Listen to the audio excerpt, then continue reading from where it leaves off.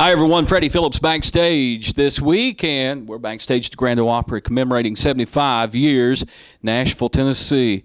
It is an honor, not just a pleasure, an honor to be talking to, besides Porter Wagner, my all-time favorite singer, Merle Haggard and the Strangers. Thank you. Thank you very much. And you compared me with old Porter, are you? Porter. All right. That's an honor.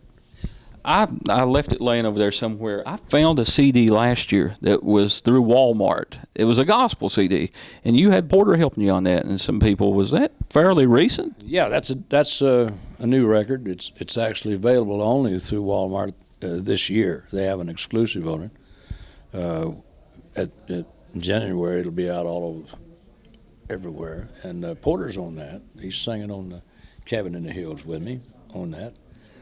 And love the artwork. Have to learn it and do it on his show. I'll tell him. I'll talk to him next week. Love the artwork on that. Thank you kindly. That's first of my own label. Congratulations. First record off my own label, and we also have a duet with Al Brumley that's called Two Old Friends, which is also part of that same gospel project that we were doing, which is available also at Walmart. I want to mention that. All right. Do you have a new album? Another new album, If I Could Only Fly. I have a new commercial album. It's on Epitaph, and it's called If I Could Only Fly, and it's received the greatest reviews of anything I put out in my life, I guess. It just really acts like a runaway, and I'm really proud of it. And well, you keep cranking them out, Merle. Well, I got an expensive lifestyle. Oh, mercy. Motorcycle Cowboy, like the video. I recognize some of those people from that video. Good video. Live at Billy Bob's, good CD. Thank you. We did it. We done that. I guess it was in New Year's of '98, I guess. And Johnny Gimbel put a real nice chorus there on that mandolin, on that electric mandolin, on that Motorcycle Cowboy. He come in there just sideways, slid in from Dodge City and played it real good, you know. We was talking about Porter a few minutes ago. Y'all got together back in the 70s. Wake Up and some of those songs y'all did here in Nashville. Your thoughts on those? He had a studio here called Fireside at the time, and I recorded a lot of my records that went on to be classics over the years at Porter's studio. Ramblin' Fever. Great Afternoon. Great Afternoon. We'll Have Roses in the Winter. We did that stuff with Jeannie Seeley and Bonnie singing harmony on it. And we did When My Blue Moon Turns to Gold, did a couple of Ernest Tubb songs. It's Been So Long, Darling, and I'll Always Be Glad to Take You Back. Ernest Tubb came down and we woke him up like 2 o'clock in the morning. He got up out of his bed and came down and listened to those records that we'd made. Ernest Tubb did. What did he say? Oh, he loved them. Ernest Tubb was as big a Merle Haggard fan that I ever knew, and he loved me and I loved him, and that was the end of it. All right.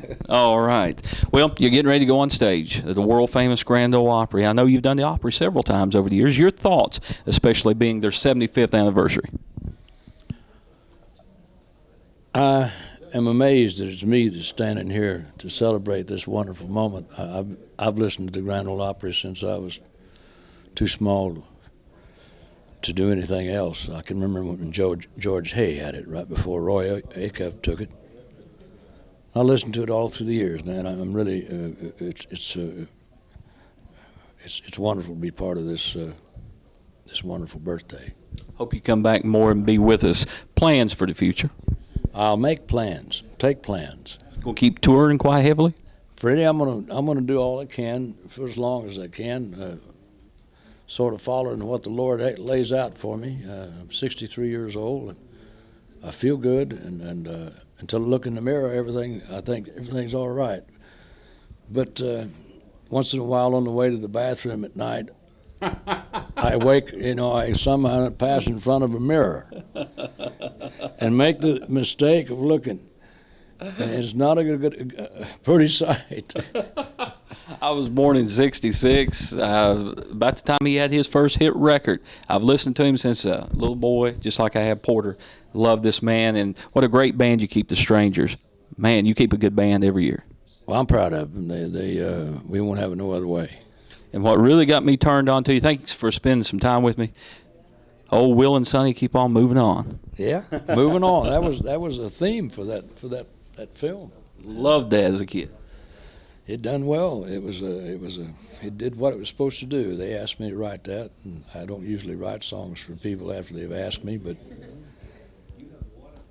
I did that for them and on command. Bonnie and Clyde was big too, movies and everything. Yeah, I wrote that about the life of Bonnie and Clyde, and it coincided with this film that came out of Hollywood, having nothing to do with each other. Wow. Ladies and gentlemen, thanks to the legendary Merle Haggard and all the Strangers going on stage at the world-famous Grand Ole Opry, celebrating their 75th anniversary. And as we're taping this in the month of November 2000, once again, thanks to Mighty Merle. It's a Mighty Merle weekend here in Nashville, Tennessee, for stopping by. Look out for Vern Gosling. He's out there somewhere. He's out there. Well, that's a good one. Well, here we are. The